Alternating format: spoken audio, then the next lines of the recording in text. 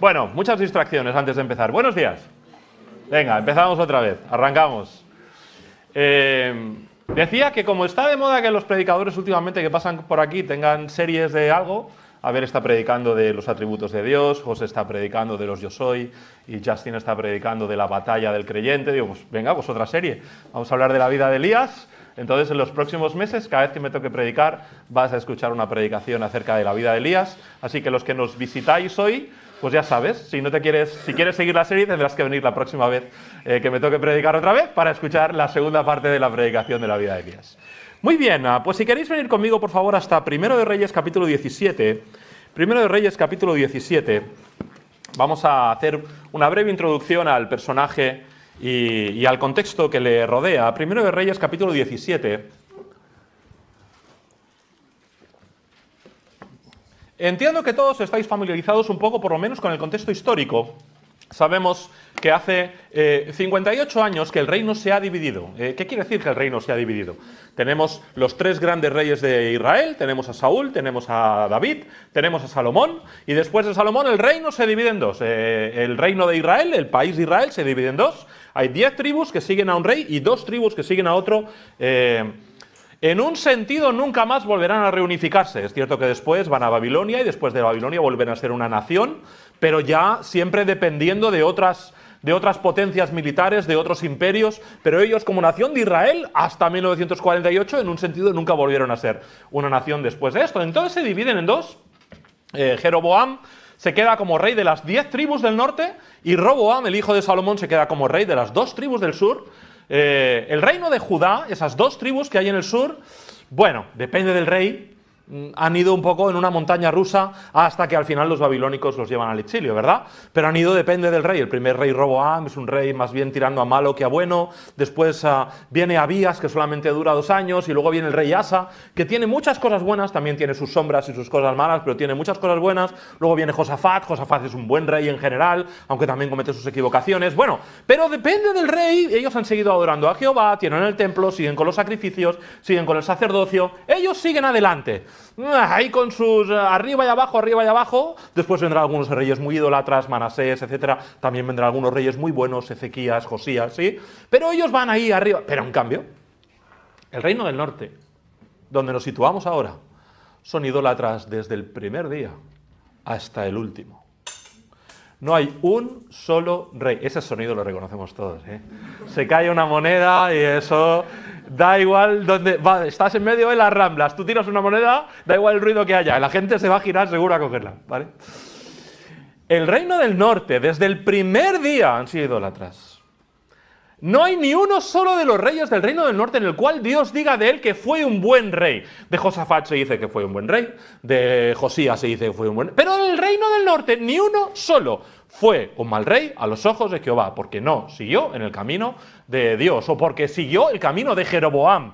Jeroboam, el primero de todos, lo primero que hace, se divide el reino en dos y para asegurarse que la gente no se le vaya del país, que no se le retornen a Judá, lo primero que hace, pone un becerro de oro arriba en Dan, un becerro de oro al sur en Betel, en los 2 extremos del país. Aquí diríamos, era más pequeño, pero aquí diríamos Santander y Cádiz, ¿vale? Para que la gente no se le vaya del país, pone uno al norte, pone uno al sur y allí coloca, lo primero que hace es que la gente empieza un culto idolátrico, tiene nuevos sacerdotes, tenemos una nueva casta de sacerdotes de Baal, ya nos olvidamos de este momento al punto que han pasado 58 años y en estos 58 años, bueno, la gente prácticamente ni conoce a Jehová. No estamos tan lejos de ellos en ese sentido. Perdón, no quiero hacer comparaciones odiosas, pero este año celebraremos 50 años del final del franquismo, ¿no? No quiero comparar a Franco con ninguno de los reyes de Judá, por favor. Pero sabéis vosotros que desde ese momento la nación española en la que estamos se ha ido alejando de Dios paulatinamente. Antes tampoco es que estuviéramos muy cerca, pero la nación era católica, ¿verdad? Y había una moral en el ambiente, una moral católica que nos impregnaba de alguna forma a todos. Bueno, los jovencitos no sabéis mucho de qué estoy hablando, pero los que somos más mayores conocemos esto, ¿no? Y había algo ahí, ¿verdad? Aquella frase que decía mi madre, haz las cosas como Dios manda, en aquel instante, en aquel momento tenía sentido, ¿verdad? Aunque tú no fueras creyente, pero había una moral en el ambiente que estábamos, por así decirlo, había cierta tradición o había cierto sentimiento de qué estaba bien y qué estaba mal, qué es lo que estamos perdiendo en todo este tiempo. Después de estos 50 años, prácticamente en nuestra nación no hay sentido de lo que está bien o de lo que está mal, ¿no? Eva acaba de volver de Alemania y no sé cuánto tiempo ha estado fuera. ¿Y qué tal el cambio? ¿Que has llegado otra vez aquí, has llegado a Cataluña otra vez y lo has encontrado todo igual? Vale, ¿entendéis a lo que me refiero, verdad? O sea, nos vamos deteriorando poco a poco, la moral se va deteriorando poco a poco y no tan poco a poco, va cayendo, ¿verdad? Cada vez más. Esto es lo que ocurrió en Israel. Se olvidaron de Dios desde el primer día, empezaron un culto idolátrico y en el Reino del Norte eran puramente idólatras. Mónica, ¿cuántos chicos en tu clase, en el cole, si tú les preguntas quién es el Señor Jesús, saben quién es? Pues este año ninguno. Ninguno. ¿Entendéis cómo nos vamos moviendo y cómo nos vamos olvidando como sociedad de Dios? Esto pasaba en Israel. Dios estaba muerto para ellos. No existía Dios. Este es el contexto de Elías. En el Reino del Sur, ahí van, más o menos. De hecho, uno de los primeros movimientos que hay, ya solamente con Jeroboam, es que aquellos que se han ido al Reino del Norte porque no querían seguir a Roboam, se dan cuenta, aquí son unos idolatras, no puedo seguir aquí, y muchos de ellos retornan al Reino del Sur simplemente porque quieren seguir adorando a Jehová. Así que los pocos piadosos que quedaban al norte, en los primeros meses, vamos a decir, en el primer año, los 2 primeros años, se fueron todos otra vez al Reino del Sur, porque allí en el Reino del Norte no se podía seguir a Jehová. Eran tan paganos como cualquiera de las naciones que le rodeaba. 58 años de división del reino, 7 reyes, cada uno peor que el anterior. Eran todos unos idólatras, eran todos unos paganos, borrachos. Tenemos, de hecho, 3 dinastías distintas de reyes. Tenemos una dinastía de 2 reyes, tenemos a Jeroboam y a su hijo... A ver, pues lo voy a mirar en mis notas, porque no me acuerdo. Nadab, ¿puede ser Nadab? Nadab, efectivamente, ¿vale? Tenemos esa dinastía, 2 hijos, y después viene un tercero y mata a este. Y entonces tenemos 2 más, y viene un tercero y mata a ese. Y así tenemos una sucesión de 3 familias distintas que ocupan el trono. Tenemos uno, Zimri, que duró en el trono 7 días. El que no era un borracho era un idólatra, el que no era las 2 cosas. Y no solamente es que la nación está dedicada a la idolatría, sino que los gobernantes son hombres perversos. Al final, después de estos 7 reyes, llegan los 2 peores. Omri, un militar, que por supuesto toma el trono con un golpe de estado, asesinando al rey y a toda su familia. No se dejaba títere con cabeza. Y cuando Omri muere, llega Acab. Peor que todos los anteriores, peor que su padre. Lo primero que hace es casarse con Jezabel, de los sidonios. Literalmente una bruja. Ocultismo, paganismo. Cuando hablamos de idolatría, no quiero que pienses en poner una velita a un santo. Cuando hablamos de idolatría, hablamos de actos inmorales. Cuando hablamos de idolatría, hablamos incluso de sacrificios de niños. Cuando hablamos de idolatría en el Antiguo Testamento, hablamos de cosas horrendas para cada uno de nosotros. No hablamos de sacar a un santo a pasear en Semana Santa. Eso es lo que estaba ocurriendo en el pueblo de Dios. 7 reyes habían pasado en 58 años. Fíjate, yo creo que son muchos reyes para muy pocos años, ¿no? ¿Cuánto duró la reina de Inglaterra? ¿Cuánto tiempo está en el trono? 60 años, no sé cuánto tiempo, pero ella sola los pasa todos juntos, ¿no? ¿Y por qué era eso? Porque unos asesinaban a otros y porque había una constante montaña rusa en todos los sentidos, en el gobierno, en la nación, en la religión, en todos los sentidos. Era un lugar donde no querrías vivir. Y en medio de todo eso, tenemos al más ilustre de todos los profetas en el peor de los momentos de la historia. Si tú preguntas, espero no equivocarme, si tú preguntas a un judío hoy cuál es el más grande de todos los profetas, ellos te dicen Elías. A pesar de que no tiene un libro de 66 capítulos como Isaías, a pesar de que no tiene un libro, a pesar de que tenemos una historia muy breve en la Biblia de él, porque nos cuenta de Primero de Reyes 16 en adelante o 17, hay algunas cosas que hablan de él, pero no tenemos muchas cosas de él, ¿verdad? No tenemos ahí, 50 capítulos que hablan de Elías, no tenemos, ¿sí? Pero a pesar de todo, en el monte de la transfiguración, llega el Señor, se transfigura delante de aquellos 3 apóstoles y aparecen 3 personajes. ¿Lo recuerdas? Moisés representando la ley, Elías representando a los profetas y él mismo, ¿verdad? ¿Lo recuerdas? Así que Elías, el más grande profeta, Eliseo dice, si yo quiero algo, quiero el doble de lo que tiene Elías. Por favor, ¿verdad? Y aparece en este momento. ¿Qué sabemos? ¿Qué sabemos de Elías? Bueno, en cuanto a su trasfondo familiar, 0. Ni siquiera sabemos ni la edad que tenía.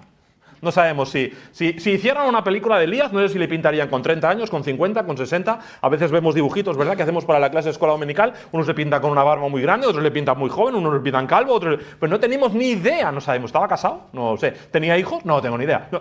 ¡Cero!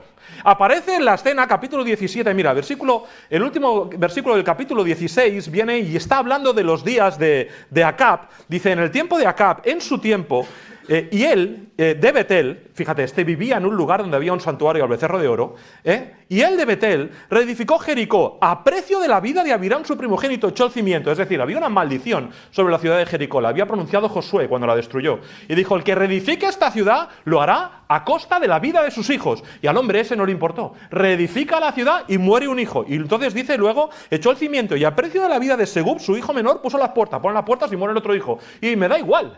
Solamente para que te hagas un poco la idea de la rebeldía que había en el corazón de los israelitas en este momento.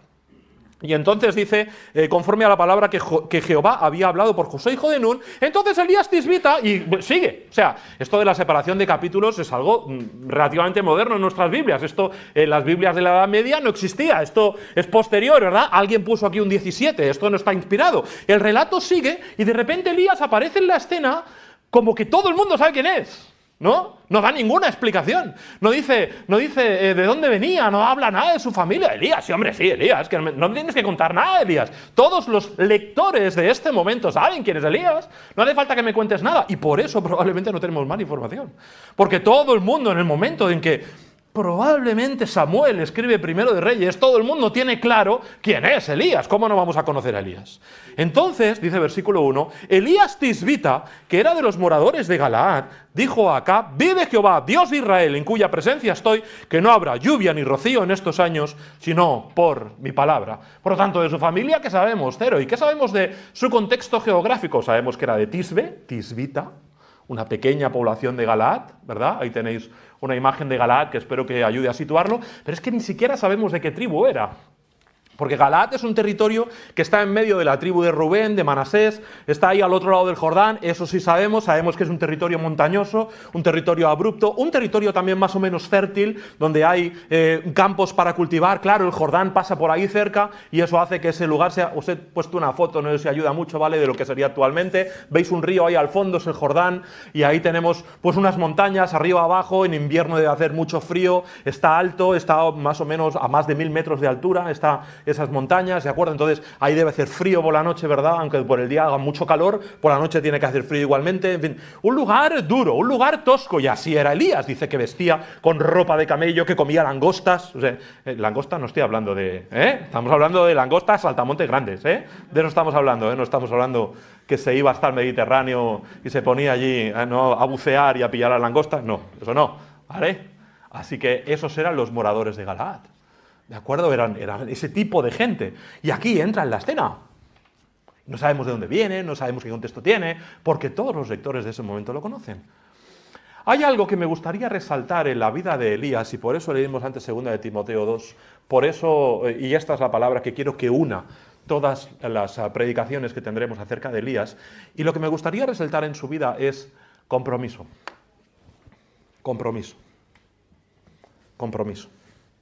Veremos diferentes escenas de la vida de Elías, si el Señor lo permite, pues hoy vamos a estar viendo Elías de Galaad a palacio. Él está en Tisbe, Galaad, Tisbita, y va a palacio. Eso es lo que nos dice el versículo 1, ¿vale? Él va hasta a Samaria, al palacio de Acab, va a ver al rey, ¿vale? Y eso es lo que vamos a ver hoy, pero después le veremos en Kerit, en el arroyo de Kerit, después le veremos en Sarepta con la viuda, después le veremos en el Carmelo, después le veremos en el desierto, después le veremos en el Monte Oreb, en la cueva. Sí, o sea, hay muchas escenas así de la vida de Elías, y en todas ellas lo que me gustaría resaltar es su compromiso.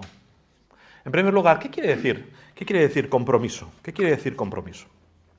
Déjame comentar. Bueno, creo que aquí en vuestras notas tenéis una... Sí, efectivamente, tenéis ahí una definición anotada. Dice, una obligación contraída. He dicho que voy a hacer algo y lo haré. Eso es compromiso. Si yo he quedado contigo a las 6, pues aparezco a las 6. No aparezco a las 6:15, que hemos quedado a las 6. ¿No? Es algo muy pequeño, pero es compromiso, ¿verdad? Si yo he dicho que voy, voy. Si he dicho que voy a trabajar, trabajo. Si he dicho que voy a terminar los deberes, termino los deberes. Y hay cosas más importantes, ¿verdad? Si he dicho que voy a serte fiel desde hoy y renunciando a todas las demás solamente... Si he dicho eso, soy fiel toda mi vida a mi esposa, ¿no? Eso es un compromiso, es lo que nuestra sociedad empieza a carecer. Antes en los tiempos antiguos, bastaba con la palabra de una persona, ¿no? Bastaba con decir, sí, lo haré, no hacía falta nada más. Bastaba con un apretón de manos, ¿no?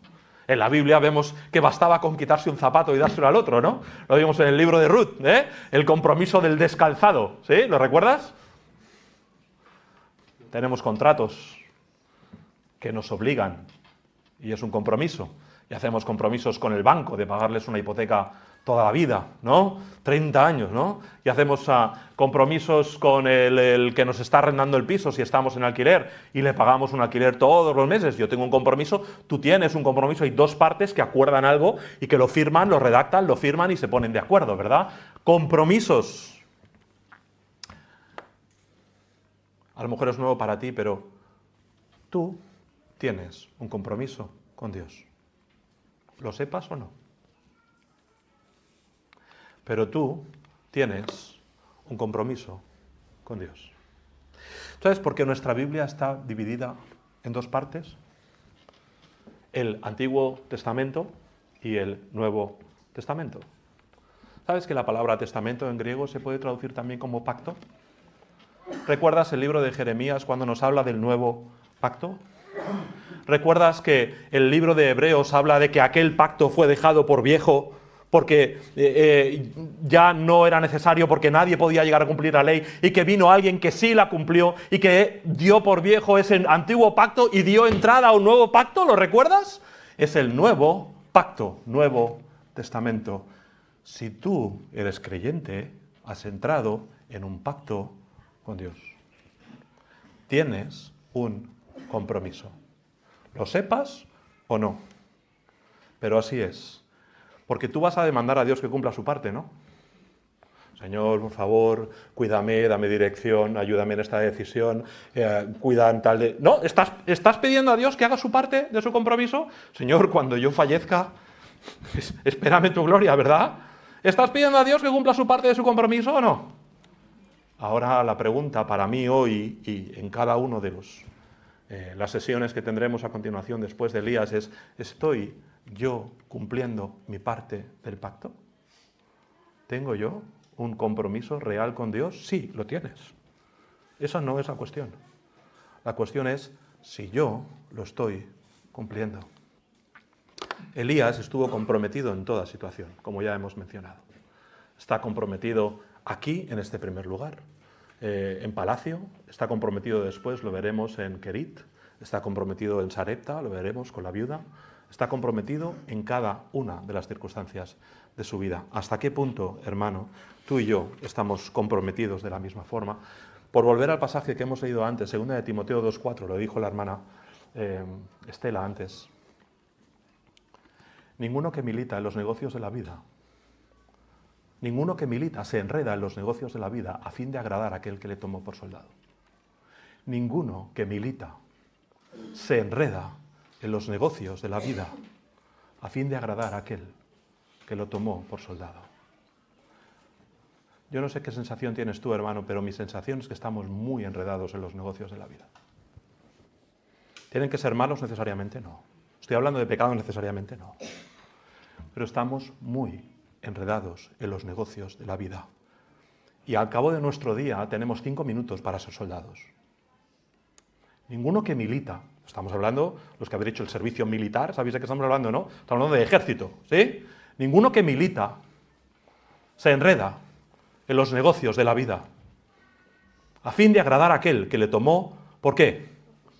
Por soldado, dice. No dice por un asalariado de 10 minutos al día, ¿eh?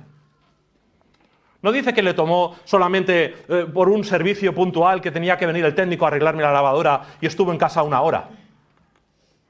No, dice que le tomó por soldado. Hermano, me gustaría que reflexionáramos acerca de este compromiso que tenemos con Dios. Y si realmente cada uno de nosotros estamos mucho más comprometidos con nuestro trabajo, con nuestra familia. Estoy diciendo cosas buenas, ¿eh? Trabajo, familia, estudios, tantas otras cosas que llenan nuestra vida. Y al final del día decimos, ¿qué he hecho hoy? Cuando yo tenía que estar comprometido con Dios. ¿He cumplido mi compromiso con mi universidad? Sí, he ido a clase, he estudiado, he hecho los deberes.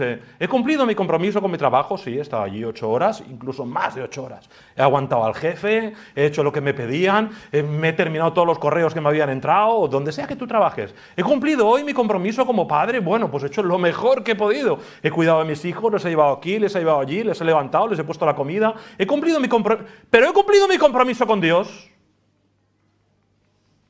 ¿Los 5 minutos serán suficientes? Ninguno que milita se enreda en los negocios de la vida a fin de agradar a aquel que le tomó por soldado. Cumplimos nuestros compromisos con todo el mundo, o al menos lo intentamos. Pero el compromiso con Dios lo damos por hecho. Si he podido dedicar 10 minutos a leer mi Biblia hoy, y encima hoy domingo ir a la iglesia, y nuestros cultos que son largos, me he pasado 2 horas en la iglesia, ya está. Así. ¿Ese es todo nuestro compromiso? Y esto solo es la introducción, hermano. Vamos a ver a Elías en Galaad. Vamos a ver a Elías en Galaad. Bueno, vamos a verle en Galaad, nos lo vamos a imaginar en Galaad. Porque la verdad, ¿qué sabemos de Elías en Galaad?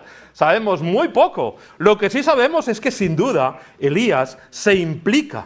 Elías se implica. Ya hemos hablado de la situación espiritual pésima que tenían ahí, la idolatría, el ocultismo, que no conocían el nombre de Jehová, que literalmente propagaban que Dios estaba muerto. Y entonces ahí está Elías y dice, ¿y yo qué puedo hacer? ¿Qué puedo hacer yo? ¿Qué puedo hacer yo? Elías mismo le dirá al Señor, Señor, yo solo he quedado, ¿lo recuerdas? Capítulo 18, 19, ¿sí? Yo solo he quedado, ¿verdad? Y no hay nadie más, no hay más creyentes. Elías se pensaba el único, y Dios le tiene que contestar, Elías, tranquilito, que yo he guardado a 7.000 más que no han doblado su rodilla ante Baal, ¿lo recuerdas? ¿Sí? ¿Recuerdas? He sentido un vivo celo por Jehová de los ejércitos, solamente yo he quedado. Elías se pensaba el único, porque él mira alrededor suyo y no hay nadie que adore a Dios. ¿Y qué puedo hacer yo? Dejarme llevar, ¿no? Seguir en la corriente, ¿no? Simplemente, pues, me quedo en mi casa y... Bueno, pues sí, yo adoro a Jehová y no iré al templo de Baal y puedo tomar mis propias decisiones, no voy a hacer mucho, pero ¿qué puedo hacer yo? Elías se implica, a pesar de que él no podía hacer nada. Si estamos hablando de que podía reunir un ejército para ir a pelear contra Acab, no podía hacerlo.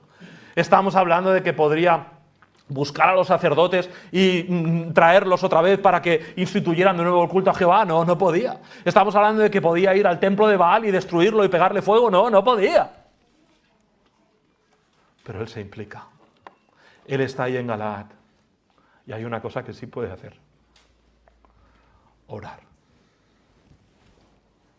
No puedo hacer nada. Puedes orar. Y se pone a orar. Estoy casi, creo que mezclando los puntos, pero hay algo increíble en este tema de la oración. Mira, ven un momento conmigo a Santiago 5, 17. Santiago 5, 17.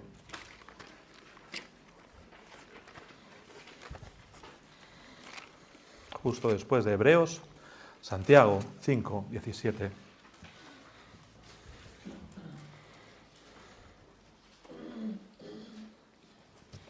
¿Lo tiene? Santiago 5, 17, hablando de Elías. Es una de las pocas veces que se menciona a Elías fuera del Primero de Reyes. Y dice, Elías era un hombre sujeto a pasiones semejantes a las nuestras. ¿Qué te está diciendo con esto? Que si él podía, tú puedes. Eso te está diciendo, madre mía, yo no le llego a Elías ni a la suela del zapato. Es verdad, pero no dejaba de ser un hombre igual que tú, igual que yo. Elías era un hombre sujeto a pasiones semejantes a las nuestras y oró fervientemente para que no lloviese. Y no llovió sobre la tierra por... ¿cuánto tiempo? 3 años y 6 meses. Es curioso, ¿verdad? Porque cuando vamos a... déjame encontrar el momento...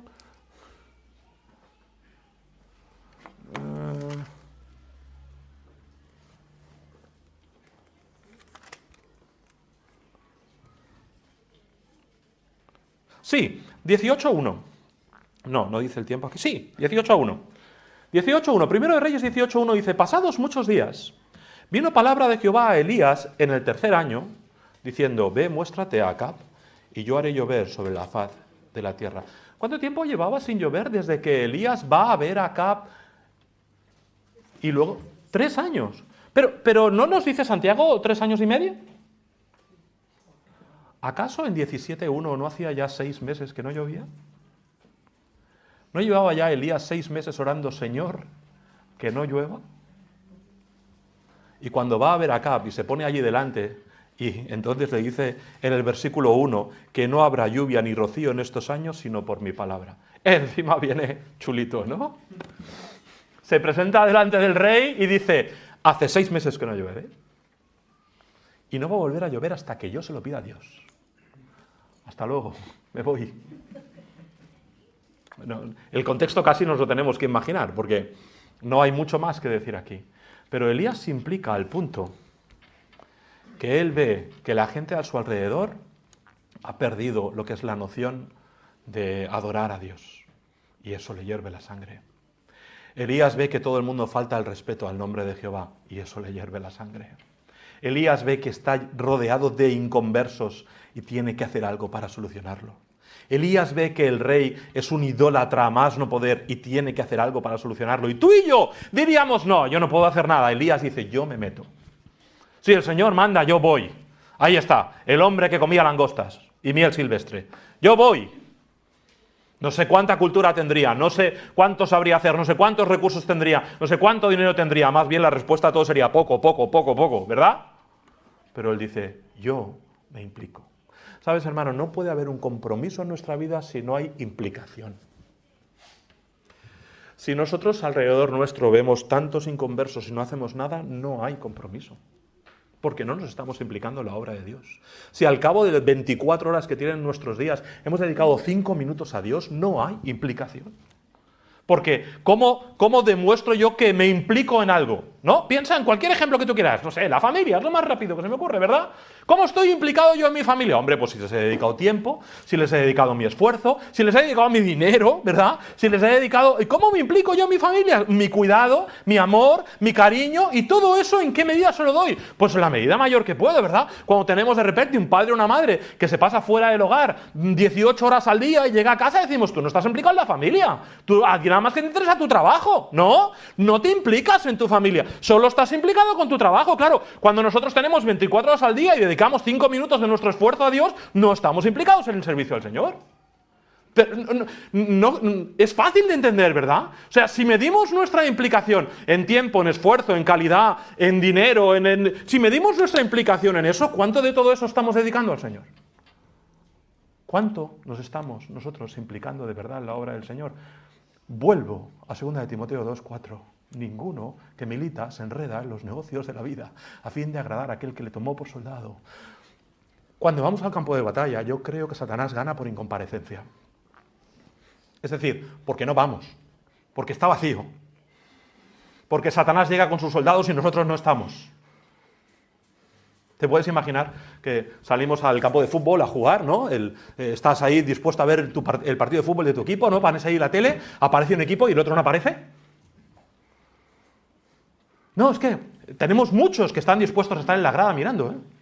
Tenemos muchos que están dispuestos a llevar la botella de agua al jugador que se ha hecho daño, o tenemos muchos que están dispuestos a animar, pero que jueguen, que sean soldados. De estos no tenemos muchos. De hecho, tenemos muy pocos. Porque no tenemos un compromiso real. Porque nuestro compromiso no nos lleva a implicarnos en la obra del Señor. En segundo lugar, oración. Os lo acabo de decir. ¿Te imaginas un compromiso de un chico o una chica, unos novios se van a casar y que no se hablen en todo el día? Hermanos, si no hay oración, no hay compromiso. ¿Qué hacen los novios? Y más ahora con las nuevas tecnologías, ¿no? Se pasan el día delante del móvil todo el rato ahí. Hola, ¿qué tal? Ay, hola. Sí, y están ahí, no saben ni qué decirse ya, pero llevan 45 minutos solamente mirando la pantalla y sin decir nada, ¿no? Cuando yo tenía novia, entonces tenías que llamar a partir de las 10 de la noche porque era más barato. O sea, ¿alguien se acuerda de esto, los antiguos? ¿Vale? Decías, teníamos tarifas, ¿verdad? ¿Sí? ¿Sí? Entonces decías, voy a esperar a las 10 y a las 10 y 0 segundos le dabas al botón para hablar con tu novia que vivía en Irún, en mi caso. No vivía a la vuelta de la esquina, ¿vale? Y escribíamos cartas y... ¿no? Nos comunicábamos todo lo posible y cuando cogíamos el teléfono, ¿verdad? De repente, pues igual una hora podía pasar de conversación fácilmente, ¿no? Y de repente en casa de Arantxa estaba también Marimar, que también tenía novio, y era, nena, termina ya que me va a llamar el mío, ¿no? O sea, que vivía también a 600 kilómetros. Entonces el tema se complicaba un poco, pero nos comunicábamos como novios, ¿no? ¿Es vuestra experiencia también? ¿Y cuánto me comunico yo con Dios? Hermanos, si no hay oración, no hay compromiso.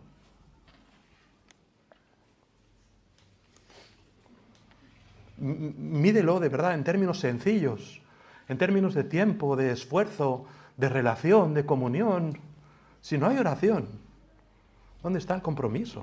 Y yo además soy de los que me pongo a hacer algo en vez de orar, ¿no? Se presenta un problema y yo rápido busco soluciones, soy una persona resolutiva y ¿qué hacemos? ¿Cómo lo solucionamos? Tal, y de repente, después de un rato, digo, estás haciendo la de Josué con los gabaonitas, ¿sabes? Te has puesto a buscar soluciones y te has olvidado de que tienes un Dios en los cielos. Como dice Daniel, hay un Dios en los cielos, ¿verdad? Y Él es el que tiene la solución a todos los problemas. Hermano, cuando puedes hacer algo, ora. Y sobre todo ora cuando no puedes hacer algo.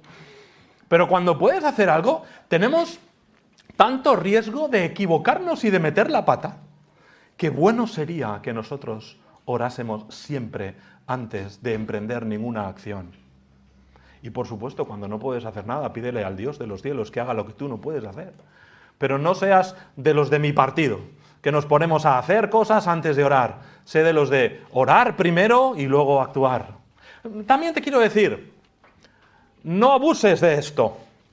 No seas cobarde para emprender acciones y te refugies en la oración. Hay un momento, justo antes de cruzar el Mar Rojo, en el cual Moisés y 3 millones de personas, aproximadamente 30 veces el Camp Nou lleno cuando esté construido, ¿vale? ¿Sí? Aproximadamente 3 millones de personas, 30 estadios como el Bernabéu, ¿sí? Para que nos hagamos una idea. 3 millones de personas están ahí delante del Mar Rojo. Y entonces Moisés se pone a orar. Señor, ¿qué vamos a hacer? Los egipcios vienen por detrás, tenemos que cruzar este mar. ¿Qué hacemos? ¿Por dónde vamos? Y hay un momento que el Señor le dice, ¿por qué clamas a mí? Dile al pueblo que marche. Es decir, ponte las pilas. Entonces, ora antes de hacer algo. Pero no te pases 6 meses preguntándole al Señor si tienes que venir el domingo a la iglesia. No te pases 6 meses preguntándole al Señor si tienes que testificar a tu vecino o a tu compañero de trabajo. No te pares 6 meses orando diciendo, a lo mejor, hombre, lo que sabes que tienes que hacer, Aldo, no te refugies en la oración, que no sea la oración un refugio para no hacer cosas. ¿Entendéis lo que quiero decir, verdad? Ora, sí, pero no te refugies en la oración para no hacer, ¿vale? ¿Y cómo orar? Conforme a la voluntad de Dios. No nos dice 1 de Juan 5:14, 1 de Juan 5:14, vamos a buscarlo, para no decirlo mal. 1 de Juan 5:14. Estoy en Santiago, 1 de Juan 5:14.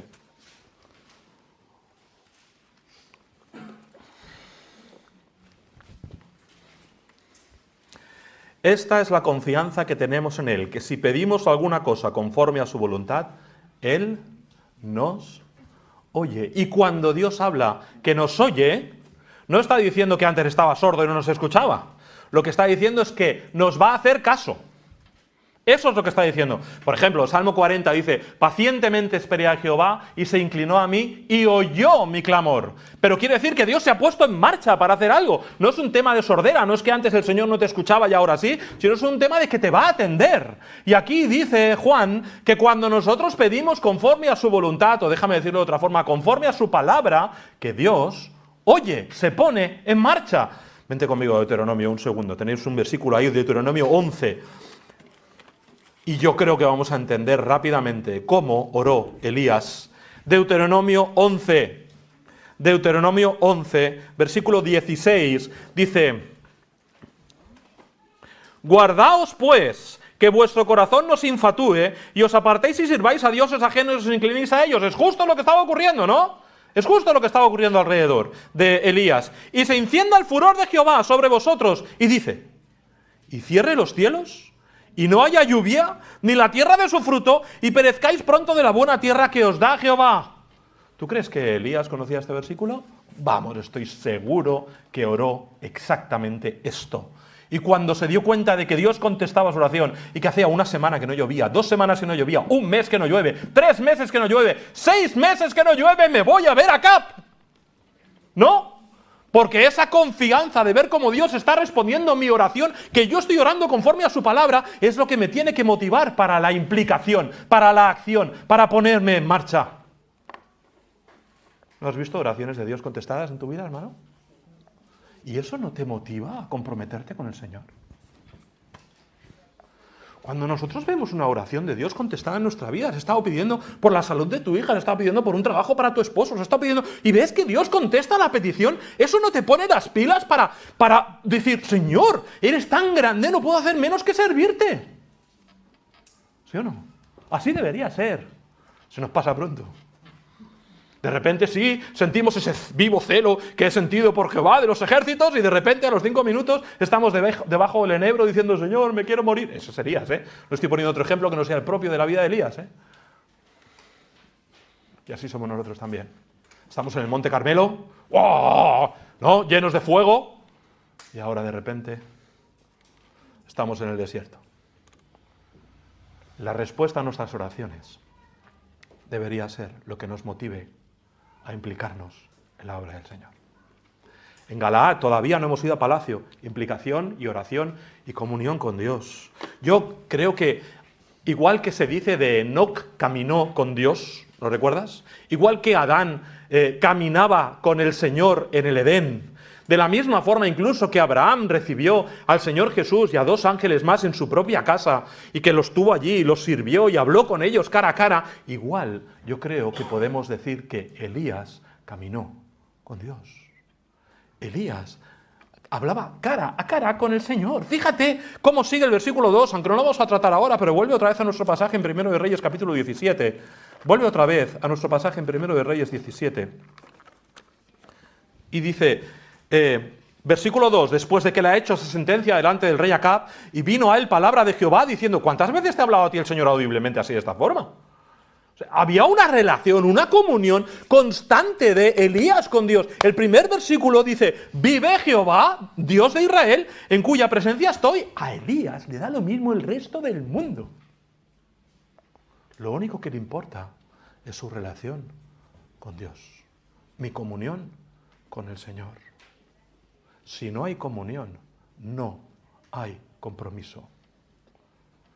La palabra comunión viene de 2 palabras, que es común, unión, ¿verdad?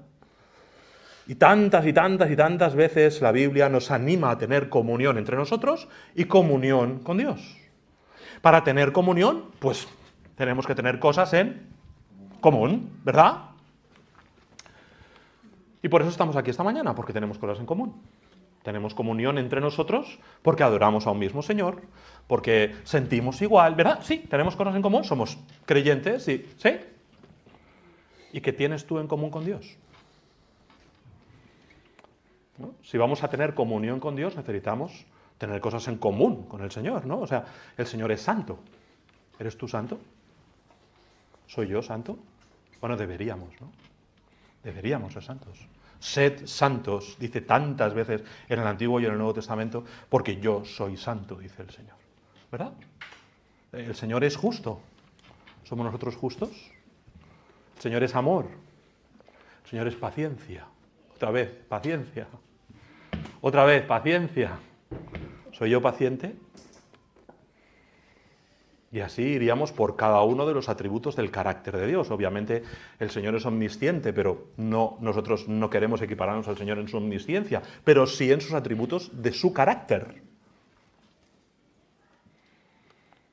¿tenemos nosotros cosas en común con Dios?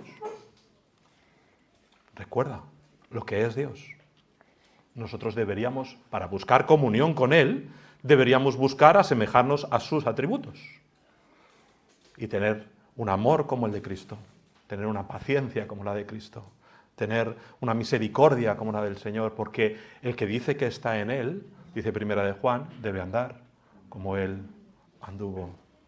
Por lo tanto, en Galaad, ahí tenemos a Elías, con ese celo que siente por Dios, con ese sentimiento que tiene de que no puede más, de que ya ha llegado un punto en el cual no puede resistir más esa situación de idolatría constante que tiene alrededor de él. Y entonces, un día por la mañana, no lo sé cómo funcionó, ¿verdad? Pero de repente un día dice, Señor, si hay un día más en que no llueve, mañana me voy a palacio. Digo yo, no sé, esto ya es imaginación mía, como mi madre cuando veía una telenovela, se quedaba medio dormida y luego se inventaba el resto, ¿no? Pues yo igual, ¿no? Me invento un poco los acontecimientos alrededor de la historia, ¿sí? Y entonces se va a palacio y pasa a la acción.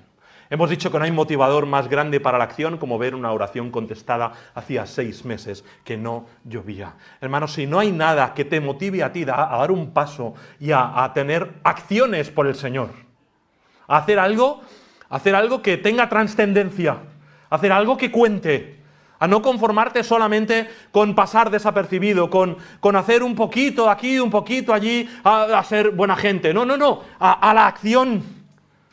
Entonces, hermano, es que no hay compromiso, porque la acción es la parte, vamos a decir, física del compromiso. Hay una parte que es, vamos a decir, más sentimental, mental, una parte de sí, yo, o sea, aquí, yo, en mi cabeza lo voy a hacer, pero luego tiene que haber un segundo paso, que es el que me lleva a esto que he pensado aquí, esto es lo que yo voy a hacer y tengo que hacerlo. Y allí se presenta Elías, y esto sí que me gusta imaginarlo. Elías, un hombre de Galaad. No sé cómo sería exactamente el palacio de Acab. No nos da la sensación, sí, con Salomón ya era diferente, ¿no? Y a lo mejor sí que era ya un lugar muy suntuoso, era un lugar de mucha pompa, era un lugar de mucho, a lo mejor no tanto, ¿verdad?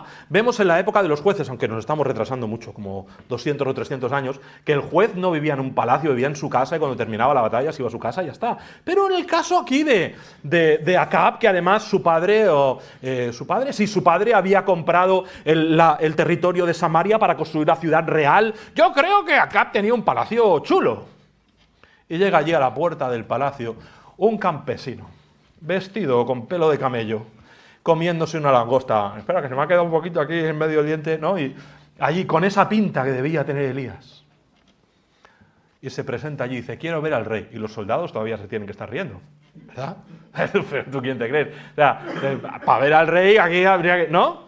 Y entonces Elías dice, mira, hace 6 meses que no llueve. Y es por mi culpa. Dile al rey que quiero hablar con él. Capitán, que aquí hay uno con una pinta rarísima que ha venido desde Galaad, que dice que no llueve y que tiene la solución. Pero, bueno, entonces el capitán se va a ver a uno de los consejeros del rey, oye, que aquí hay uno en la puerta, que me han dicho los soldados, que dice, y el consejero se va a ver a otro que estaba más cerca del rey, y le dice y tal, y 2 horas después, a lo mejor la noticia llega al rey, y entonces el que se sienta al lado del rey, le dice, oye, que en la puerta hay un Elías, que dice que sabe por qué no llueve, y el rey, que no tiene comida para sus caballos, que es lo único que le importa. No lo estoy diciendo yo, lo dice el siguiente capítulo en Primero de Reyes. Bueno, va, dile que pase. ¿No? Así que Elías supongo que estuvo ahí un rato en la puerta y después de todo, entonces llega allí delante y llega allí a la sala del trono, seguramente estaría allí Jezabel, seguramente sería un espacio grande, diáfano, me lo estoy imaginando todo, claro, porque no hay ningún detalle aquí en el pasaje. Y de repente entra allí una puerta grande rodeado de soldados, ¿tú quién eres? Y Elías dice, ¡vive Jehová, Dios de Israel! Le dice, en cuya presencia estoy, que me da igual el palacio, me da igual la sala, me da igual tu oro y todo lo que tú tienes aquí, que no llueve y va a llover cuando yo lo diga. Eso es lo que te digo. Y el Señor le dice, y ahora vete a Querit. Yo no entiendo cómo no le mataron allí mismo, ¿vale? Pero eso es lo que ocurrió. Y de repente se va a Querit y eso es otro episodio, ¿verdad? Pero Elías pasa a la acción. Un hombre que no tenía nada que hacer, un hombre que no tenía ninguna posibilidad, un hombre que no, como he dicho antes, no podía convocar un ejército ni podía reunir a todos sus galaaditas, a todos sus hermanos de Galaad para ir contra Palacio, ni podía volver a reunir a todos los sacerdotes que se habían ido 58 años antes, que se habían ido a Judá. No podía hacer nada de todo eso, pero él solo va a Palacio, llega allí, pasa la acción. Hermano, ¿qué acciones cometes tú? ¿Qué llevas a cabo tú si estás comprometido con el Señor? A ti no se te pide que vayas a Palacio, pero se te pide que nos comprometamos con el Señor y que pasemos a la acción, que seamos soldados, no espectadores, que seamos futbolistas, que bajemos al campo a jugar, no que nos quedemos en la grada. ¿Qué acciones acometemos nosotros en el día a día de nuestra vida? De las cuales nosotros podemos decir, estoy comprometido con Dios. En segundo lugar, hay una confrontación. No podía ser de otra forma. En primer lugar, en su propia presencia. Ya lo hemos dicho, ¿verdad? Hay una confrontación en su propia presencia. Ese hombre con ese atuendo que lleva y que me da igual tu pompa, tu circunstancia, me da igual todo lo que tienes aquí. Yo desafío, aunque no lo haya querido hacer voluntariamente, pero Elías llega allí desafiando al rey.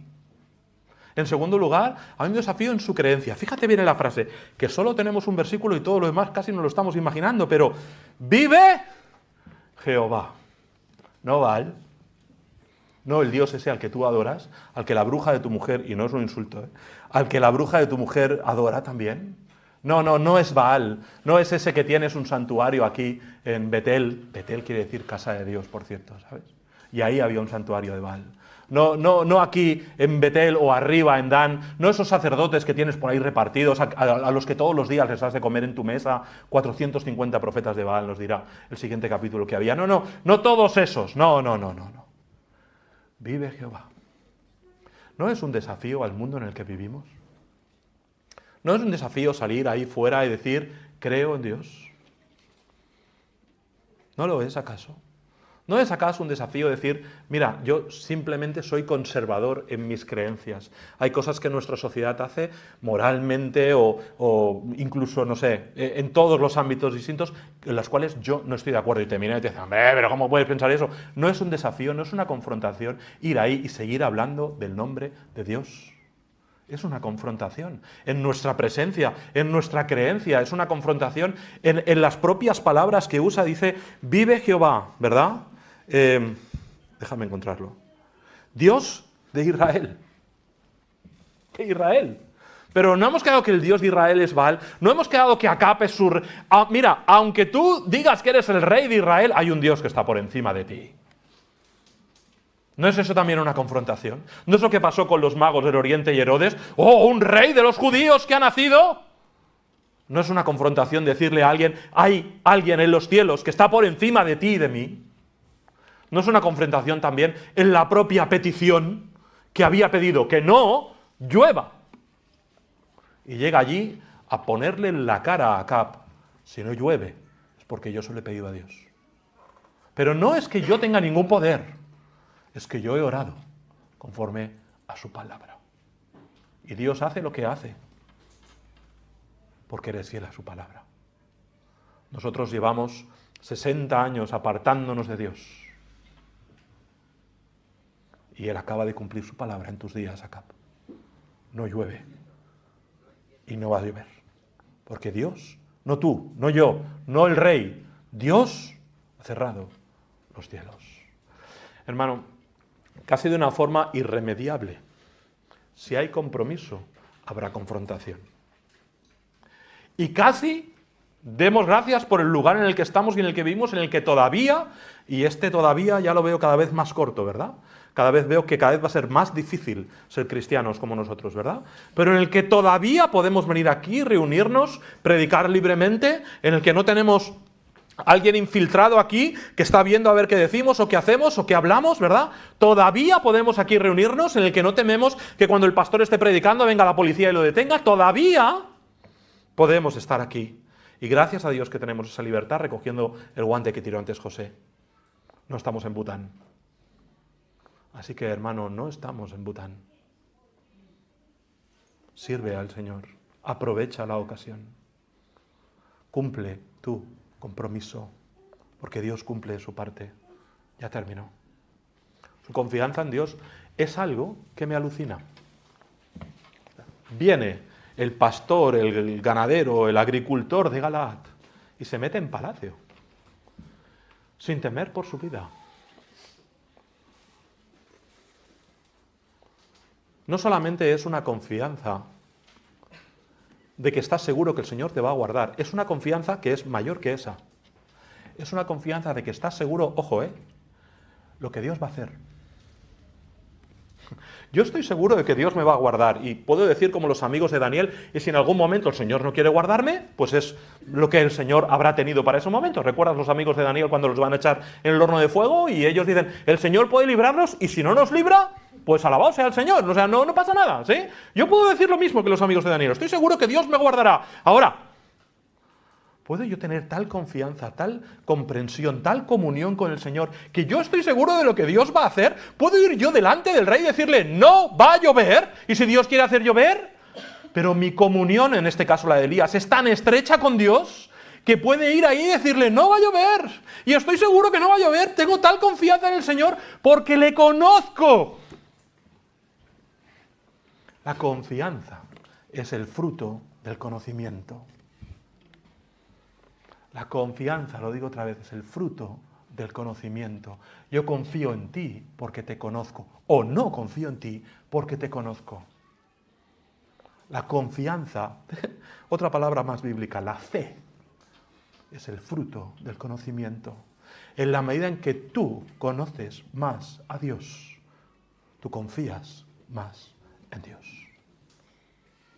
En la medida en que yo leo más su palabra, conozco de su persona, me apropio de sus atributos, en esa medida yo podré confiar más en el Señor.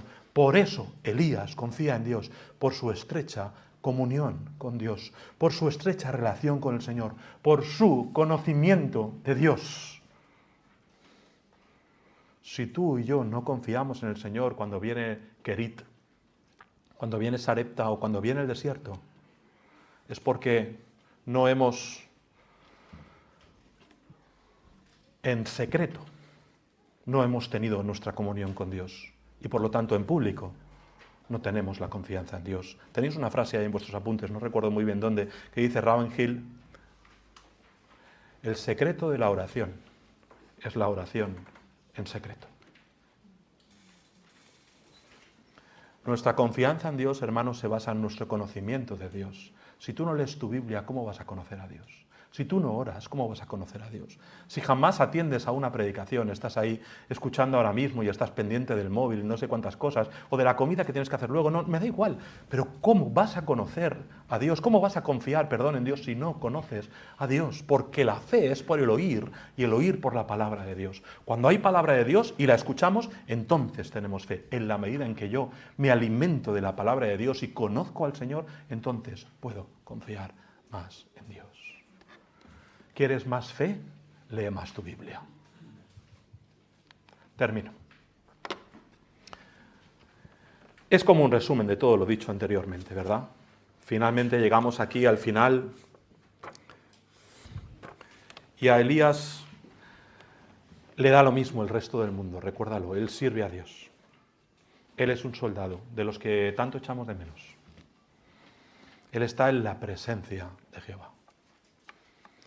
Y por eso él puede servir a Dios poniendo todo su esfuerzo, poniendo todo su empeño, toda su dedicación, todo su deseo, incluso su dinero si hiciera falta, su confianza, su propia seguridad. Y él sirve al Señor con temor, conociendo a quién sirve. Es por eso que no servimos más a Dios. Es porque no le conocemos. Si supiéramos cuán grande es el Señor, si de verdad valorásemos la gran obra que ha hecho por cada uno de nosotros, si lo pusiéramos todo en su justa medida, no podríamos hacer más que dedicar toda nuestra vida a servir al Señor. Pero seguimos muy enredados en los negocios de la vida y nos olvidamos de servir a Dios, porque no ponemos en el valor suficiente lo que Él ha hecho por nosotros. El gran sacrificio y el gran amor y el gran plan que tiene para ti y para mí. No solamente aquí, sino en los cielos, para siempre, en la eternidad. El día que nosotros valoremos de verdad la salvación en Cristo, valoremos la protección y el cuidado de Dios en esta vida y valoremos nuestra estancia eterna en los cielos en su justa medida, dejaremos de enredarnos en los negocios de la vida y serviremos al Señor con todo nuestro corazón. Pero es por causa de que no lo valoramos que no servimos a Dios como debemos. Compromiso. Esa es la palabra para hoy, es la palabra para las siguientes predicaciones acerca de Elías. No sé, hermano, al menos que sirva como reflexión, para que cuando llegues a casa pienses y digas, estoy yo cumpliendo, no si estoy comprometido, porque lo estás, pero estoy yo cumpliendo mi parte del compromiso con Dios. ¿Soy de los que van al campo de fútbol a jugar? ¿O soy de los que se queda en la grada a mirar? Aunque me quede en la grada y anime, aunque no sea de los que critica, pero ¿bajo al campo a jugar? ¿Sirvo de verdad al Señor? ¿Soy un soldado del Señor? ¿O solamente lo miro desde la barrera? Vamos a orar. Señor, te pido perdón por tantas veces que mis propios compromisos han pasado por delante del tuyo. Ayúdame, Señor, a priorizar, a ponerte en primer lugar, a hacer, Señor, lo que tú pides para mi vida, a no ser simplemente un espectador de tu obra, sino a ser un colaborador de tu obra. Te ruego, Señor, que nos ayudes a mí y a cada uno de mis hermanos. Cuán grandes obras, Señor, podrías hacer tú con cada uno de nosotros, si de verdad estuviéramos comprometidos contigo. Nos encomendamos a ti, Señor, y encomendamos sobre todo tu palabra predicada al corazón de cada uno de los hermanos y al mío propio, para que tú la uses para nuestra edificación, la uses para nuestra exhortación, la uses para hacernos reflexionar y para corregir y cambiar aquellas cosas que tal vez no estén andando bien. Lo pido en el nombre de Cristo. Amén.